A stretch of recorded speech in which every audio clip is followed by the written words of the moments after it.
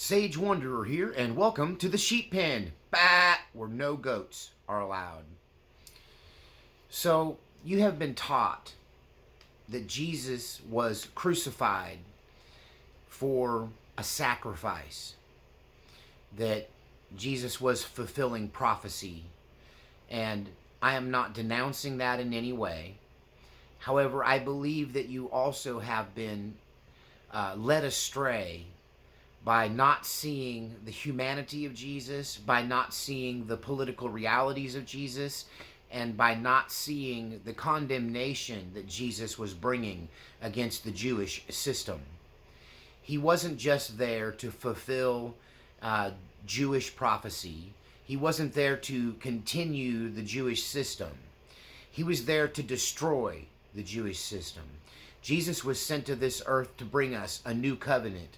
This is why I'm so opposed to people who teach Judaism, who teach the law of sin and death, who are not operating in the character of Christ. That Jesus was sent to tear down the temple. Jesus was sent to upturn and to eradicate the Jewish system and replace it with a system that is much easier and much more organic and is centered around a true relationship with Christ. Unfortunately, Christianity has been hijacked, and I blame dispensationalists. I blame the focus being put onto Israel and the end times for a big portion of this return to the Israeli Judaic system and how it's infiltrated our Christianity. And I want you to see the enmity that Jesus had for this system, the condemnation that he had for this system. You have been taught that Jesus is God, and you have not been taught that Jesus as a man had a mission apart from simply showing up here to die as a sacrifice, that he came here to create a new system, to overturn an existing system. And I have to stand up now as a true follower of Jesus and condemn this Judaic system that has reinvigorated itself and pushed itself into Christianity once again, bringing the law of sin and death against the people, bringing this belief that Israel is somehow superior to Christians. And I want to spend some time on this. And yes, this is a part of the series of Jesus as a man.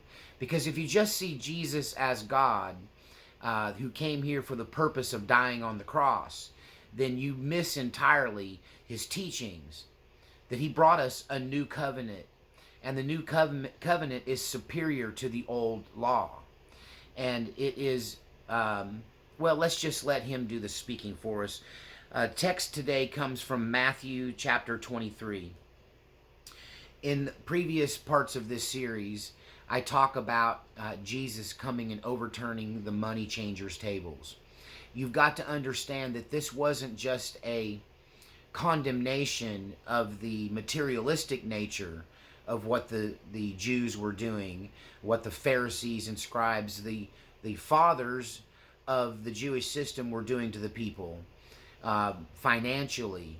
But this was a condemnation of the entire system, the whole idea of there being a hierarchy and a ruling class, and their claim to spiritual superiority. And so Jesus comes into the temple, and not only does he turn over the money changers' tables, he preaches for some time over the course of 2 days. And if you go back and look, Jesus lived outside of Jerusalem. His ministry was in the outlying areas. And part of it was he was perceived, like many at the time who had anything to say and didn't come from the Pharisee line, didn't come from the status quo or the powers that be, that he stayed out of the temple, he stayed out of the areas of Jerusalem, and was seen as a revolutionary. And anytime any of those people as a revolutionary came into Jerusalem, it was seen as a threat. if you go and look at Roman days and Roman times, that was how you overthrew the government. It's still true to this day that if you look at how Cambodia was overthrown by the communists, how other Central American revolutions occur, they occur when the revolutionary is outside of the capital area, the capital city, or the populated areas, and then he brings his army into the capital to take over. So when Jesus has his triumphant entry into the capital, into Jerusalem, we celebrate this on Palm Sunday, where he, rides on the colt or donkey, depending on which scripture you look at, and the people are yelling Hosanna in the highest, and they're proclaiming him to be the Messiah. And with him came a multitude. It says they came out of Jericho, which is basically the pagan, non-Jewish areas of the region. And he was bringing this group, this rabble, this mob, essentially, with him. And this struck fear into the people in power, specifically the people in Jewish power. They might have breathed easier had he marched towards Herod and his capital and the control of the Romans and the Roman court. But that's not where Jesus brought his wrath. He brought his wrath to the Jews, to the seat of power, to the Pharisees, to the Jewish religious system. Much of the scripture from the time of Jesus' triumphant entry until his crucifixion, he spends it condemning the Jewish system from every angle. The system itself, the methods that they use to control people, their hearts, their intention. He calls them hypocrites over and over again. He, in different scriptures, refers to them literally as the children of Satan. He refers to them as a den of vipers. So Jesus as a man, not only, you've been focused on Jesus being a sacrifice, but Jesus being a revolutionary was the human side of him. That he knew that yes, it would be fulfilling prophecy. This is why they would crucify him. Not because necessarily he even claimed that he was the Messiah, but it's that he openly challenged them. He condemned the Pharisees and the whole Judaic system. He condemned the temple and demanded that they tear it down. He attacked their money, their power, their authority, their morality, their lifestyles, their attitudes, in every imaginable way. In doing so, it doesn't take a prophetic gift to know that you're going to be crucified, you're going to be executed, you're going to be singled out and assassinated. If you today stood in the halls of Congress and said the things about our United States government that Jesus said in those days against the Jewish government, which was the seat of power, really was in the church, the synagogue, it was in the hands of the Pharisees, the scribes, and the Sadducees. And they were the de facto spiritual leaders. What would happen if you took a mob of people and entered into, say, a Joel Osteen church and condemned them openly? What would happen to you? Now imagine they are also partnered with the government. Do you think good things would happen to you? People talk about Jesus prophesying his own death, but when you see what he actually did, when you see the act of insurrection, when you see the act of rebellion, when you see how Jesus condemned the system, then you see that it doesn't take a prophet to prophesy one's own demise. That, I still say to this day, if you do what Jesus did, you'll end up like Jesus. Jesus himself said that. But let's let him do the talking here, okay? We're in Matthew. We're going to start in 23. I'm going to skip some of the stuff here at the beginning and head you over to chapter, this is 13. Verse 13 of chapter 23 of Matthew. But woe to you, scribes and Pharisees, hypocrites, for you shut up the kingdom of heaven against men.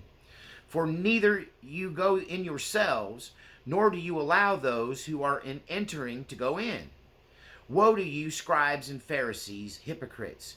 For you devour widows' houses, and for a pretense make long prayers.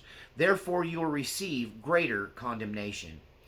So what he's accusing them of is being the gatekeepers of religion, being the gatekeepers of spirituality. Basically, not allowing people in unless they pay the fee, unless they join the club, unless they sign allegiance to their authority and their power. And so in doing this, Jesus is condemning the entire idea of religion to a great degree. This is why I come at you from my cabin in the woods. This is why I don't have a plexiglass pulpit or a stick and mortar church. This is why I'm the voice crying in the wilderness, because unlike most of the church, I have not taken the attitude and opinions and behavior of the Pharisee. I am not acting as a gatekeeper. I am acting as a light on a hill. I'm acting like Jesus, and so should you. And so should we all. Woe to you, scribes and Pharisees, hypocrites! For you travel land and sea to win one proselyte, and when he is won, you make him twice as much of a son of hell as yourselves. Woe to you, blind guides, who say, whoever swears by the temple, it is nothing, but whoever swears by the gold of the temple, he is obliged to perform it. Fools and blind! For which is greater, the gold or the temple that sanctifies the gold? Once again, this is Jesus denouncing this materialism, this idea that you can buy your way into heaven, this idea that you must pay a fee, that you must value the power and riches and authority of this wayward church. Can you see how the spirit of the Pharisee has entered into religion today? Can you see how these new preachers, these new Jews, these new Sadducees and Pharisees who proclaim Jesus out of one side of their mouth and then do the very things that Jesus condemned the Sadducees and the Pharisees and the scribes for in the New Testament, in his own red letters? He is denouncing religion as it was practiced then, and there's this resurrected religion that is practiced now. This isn't just a new thing. This is something that the true Christians have been battling against from the very beginning. There's so much here in Jesus's last week of his life, from the entry and the big Palm Sunday celebration, where he enters Jerusalem with, essentially, as they see it, a mob. And these people aren't the kind of people that they would expect. These people are the poorest. Even Jesus refers to them as harlots and tax collectors. That the people that followed Jesus were of the much lower class. They were people that would not have been allowed into the temple, that would have been kept away because they didn't have the money. They didn't have the ability to pay the temple tax. They were uncouth, unwashed, as it was seen. They were not of the right clique. They didn't have the Sunday church clothes. They didn't have the poofy hair. They didn't drive the fancy cars. These people smelled bad. These people were poor. Many of them were beggars. Many of them were lepers that Jesus had cleansed and healed. These were people that were outcasts. And they came into the capital city of Jerusalem, right to the heart of religious power, and they entered into the temple with Jesus. And this is coming to you from that perspective. Let's see what else he had to say. Fools and blind! For which is greater, the gold or the temple which sanctifies the gold? And whoever swears by the altar, it is nothing. But whoever swears by the gift that is on it, he is obliged to perform it. So he's not saying that's how it should be. He's saying that what's more powerful, the money that you bring, or the spiritual foundation that you're supposed to be preaching? This is a condemnation of placing money over everything else. Let me tell you right now, If I was like this, I wouldn't be coming at you from this little cabin. Do you not know that I could easily follow my P's and Q's, sign on to the spirit of the Pharisee, sign on to this concept of clerical domination, join some church, quickly work my way to the top and take over and be the head guy and be driving a Cadillac and wearing a $3,000 suit? I'm not bragging on myself. I'm telling you, this is a decision I made to be a poor preacher, to be a person who lives in a cabin, to be a person who says no to wealth and privilege and power. Because that is the pathway to having Jesus call you a fool, a blind fool, a hypocrite, a serpent, a den of thieves. This is what religion is. Religion as it's practiced is everything Jesus taught against. Once again, Jesus didn't come to offer himself as a sacrifice to this religion. Not to Judaism and not to Christianity as we know it today. Jesus came to lay down his life because he told the truth. Jesus came and made himself a sacrifice, not to fulfill this Jewish religion, not even to create the new Jewish version of new Christian version of Judaism. But he came to talk about humility. He came to call down the hypocrisy. He came to tear down the temple.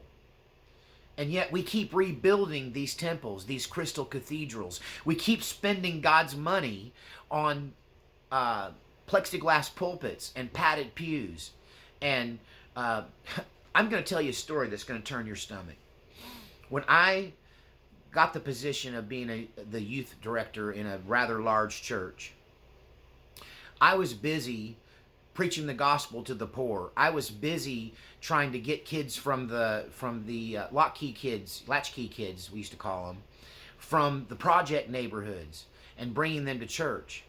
And this was making a lot of people nervous. The Pharisees in the church I was working at were just as nervous as these Pharisees who saw this mob coming to the temple. When I brought this mob of young men and women, young boys and girls, offering them the pure message of love that Jesus brought, it disturbed the people I worked for. That in so many ways, I lived out to a lesser degree the conditions that led to Jesus' crucifixion. I was politically crucified and thrown on the altar of the Pharisee for the works that I did. When my youth group got bigger than the church, they worked at every angle to undo me because they saw me as a threat. And I didn't even preach against them. I just preached what Jesus preached on. I preached love, forgiveness. I preached equality amongst people. I preached personal relationship.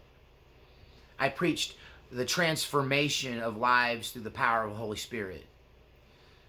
And this was a threat to them because I wasn't upholding their Pharisee ways. I wasn't going out and bringing rich people into the church. I was bringing poor people into the church. You see, that's one of the biggest sins you can commit with Pharisees, is to bring in poor people. People they might have to take care of instead of people that will pad their pockets. And you might think I'm a hypocrite because I ask for money on this channel for my support. But that's all it's for, is to keep me breathing, is to keep me with the basics in life, to keep these videos coming out for you, to keep calling down this system I refuse to participate in. I was not defrocked. I was not condemned. I was not driven out of the church. I chose to leave. I chose to be a minister of this sort. And at first, my ministry was so basic, it was just to the people on the street. And I don't mean street preaching, condemning people. I mean befriending people. I mean slipping in through the pathway of love and companionship and friendship and offering them deep spiritual truths that change their lives. That it really took a redirection from God to say, look, you're doing a great job, son, but you need to widen your horizons and meet more people. And I became who I am today. who you know is Sage Wanderer, this guy with this weird little online ministry.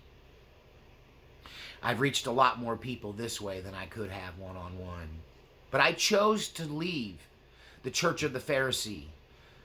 Our Pharisee church today, and I won't name names, but you know who they are. These big mega churches with million-dollar budgets. They worship the money. If you don't think so, just get into some kind of disagreement as somebody who makes less than, say, $100,000 a year, and the person you're in disagreement with, they may make $300,000 a year. And your little widows might, your little offering that you can bring to them pales in comparison to the size of the offering that the other person brings in, and they'll throw all of fairness out the window. They'll throw all of their own doctrines out the window. They'll literally side with a sinner and a hypocrite and a faithless person against you in any kind of conflict because they value their money and their sacrifice, their gold that they bring to their temple. Jesus came to denounce this. This is so pervasive, it continues even today. What else did Jesus have to say about these people?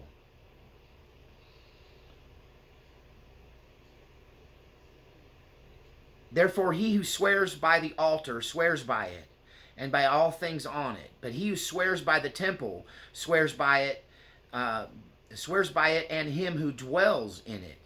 And he who swears by heaven swears by the throne of God and him who sits on it. Woe to you, scribes and Pharisees, hypocrites, for you pay tithes of mint and anise and cumin, and have neglected the weightier matters of the law. Now, I've heard people stop there and use that to teach the law. But what Jesus is saying here, if you look at how it's placed, right after the word law is a colon, which means what comes after that is what he means, okay? The weightier matters of the law. And you could add in the word which are, if you wanted to, but that's what that colon means, which are the following: justice and mercy and faith. These you ought to have done without leaving the others undone. Blind guides who strain at a gnat and swallow a camel. Woe to you, scribes and Pharisees, hypocrites, for you cleanse the outside of the cup and dish, but inside they are full of extortion and self-indulgences. And blind Pharisee, first cleanse the inside of the cup and dish, and the outside of them may be clean also. Woe to you, scribes and Pharisees, hypocrites, for you are like the whitewashed tombs, which indeed appear beautifully outwardly, but inside are full of dead men's bones and all uncleanliness. Even so, you also outwardly appear righteous to men, but inside you are full of hypocrisy and lawlessness. I could go on. This is a screaming condemnation of religion. Not just the Jewish religion, but this modern Christian religion as well. That it has become about the money and the power and the authority and the prestige. This is why when true persecution comes on the Christian church, it will be the preachers who sell out first. It'll be the mega churches who sell out first. It'll be those who call for the blood of the innocents. It'll be those in power who see people like me as a threat. People like you as a threat. I have been, since the foundation of this ministry, calling out the Pharisee spirit in our land.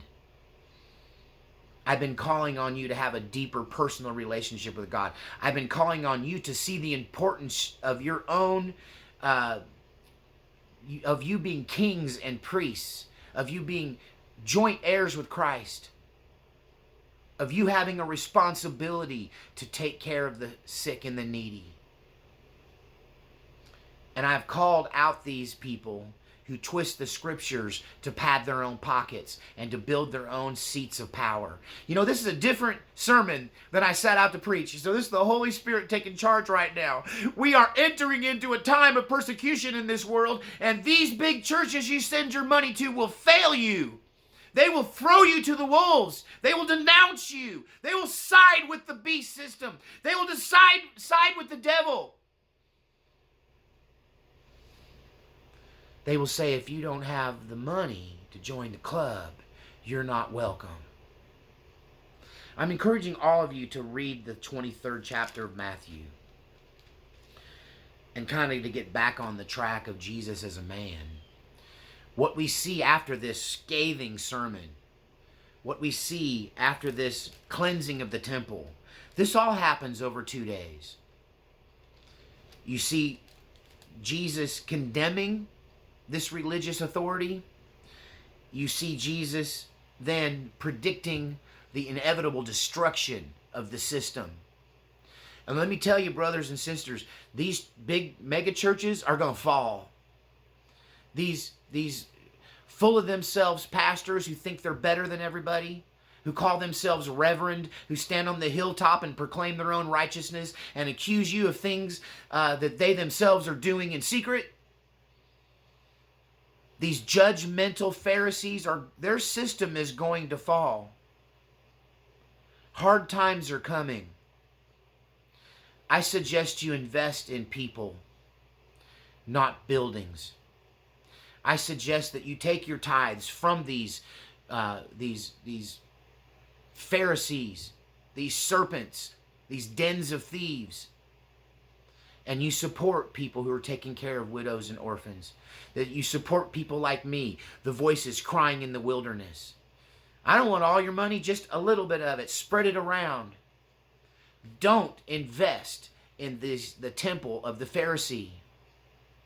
Don't buy into this end-time madness. But rather, go back to the basics of what Jesus taught. Love, faith, mercy, forgiveness, spiritual power, not earthly power. You know, I got a real problem with people who spend money trying to lobby the government, who endorse and invest their money in the earthly realms to try to make, they support people to try to get abortion overturned, to try to get gay marriage overturned. And these people are investing God's money in earthly endeavors, in politics. And they should be investing that money in the community, feeding the poor, promoting people who teach love, mercy, forgiveness, faith, spiritual power, not earthly power. Jesus was a man, and Jesus was also God on earth at the same time.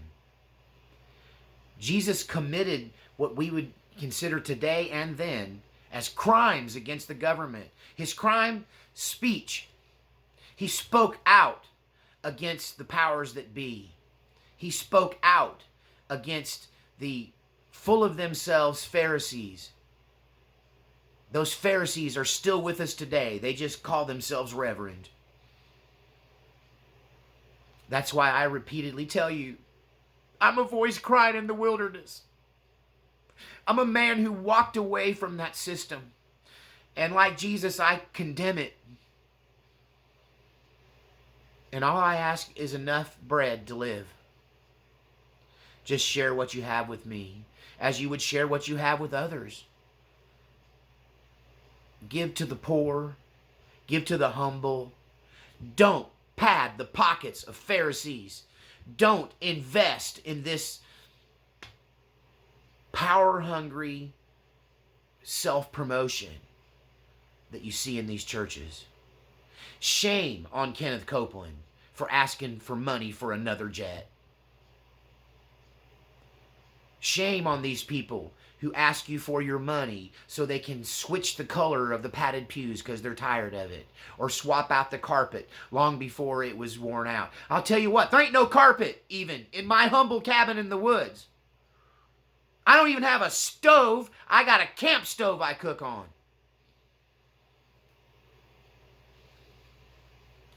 Because I could have had all of that.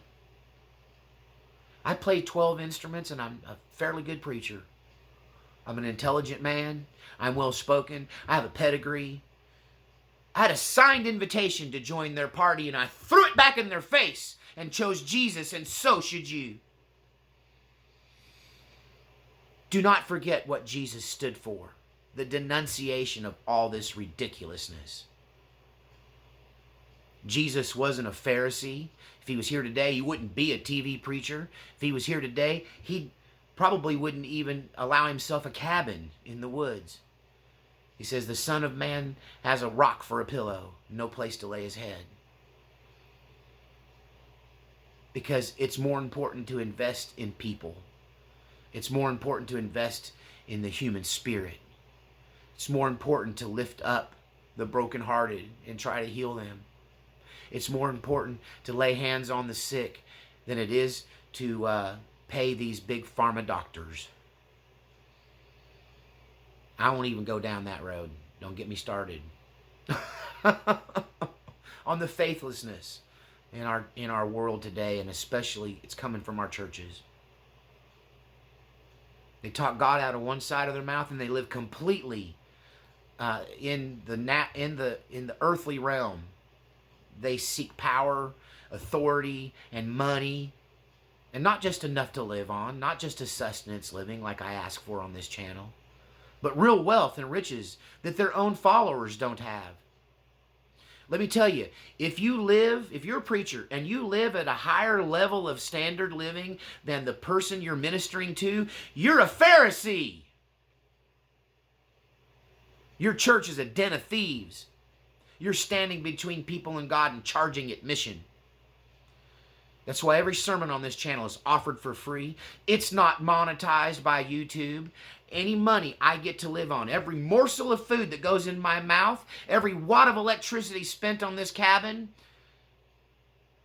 it comes from people like you and no other place. I could have all those other things. I could be a Pharisee. I could be a TV preacher.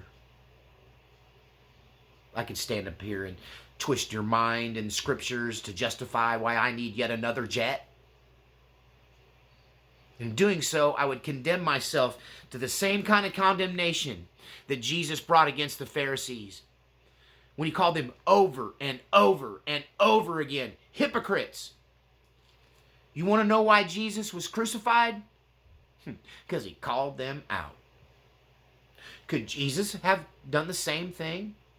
I said in a previous video, if Jesus would have just signed on to war against the Romans, if Jesus had just signed on with the Pharisees and acted like them, gone down, got himself a fancy coat, fancy clothes,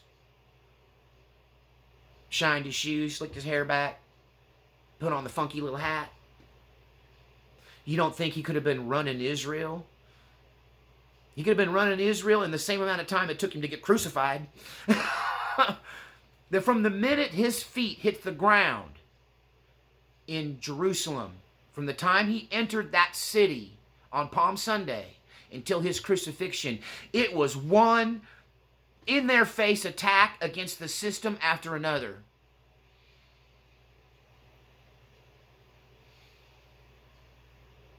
They weren't doing God's work.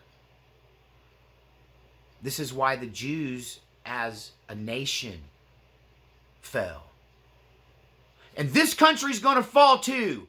If you keep listening to these warmongering, hate-filled, lack of love, total loveless preachers out there with this prosperity message, preaching money is their God, then this nation will fall just like the nation of Israel fell.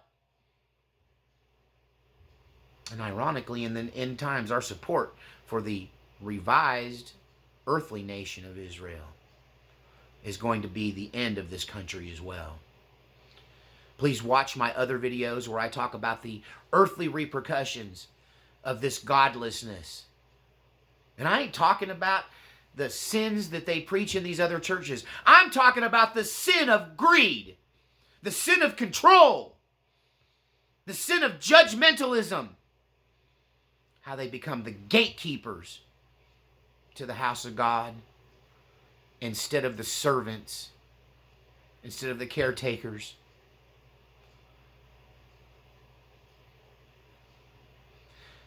In this week, Jesus says a lot of things. You know, the week of Jesus's crucifixion, the time from his triumphant entry, the cleansing of the temple, the Sermon on the Mount, the Last Supper, in this time period, you hear them preach the least about stuff like this nowadays. They like to talk about other things. They don't want to talk about what Jesus said about money, power, and being the gatekeepers to religion. Jesus condemned religion as we know it that week, and it led to his execution. And he went in with both eyes open, knowing that if he said those things, he would be killed for what he said.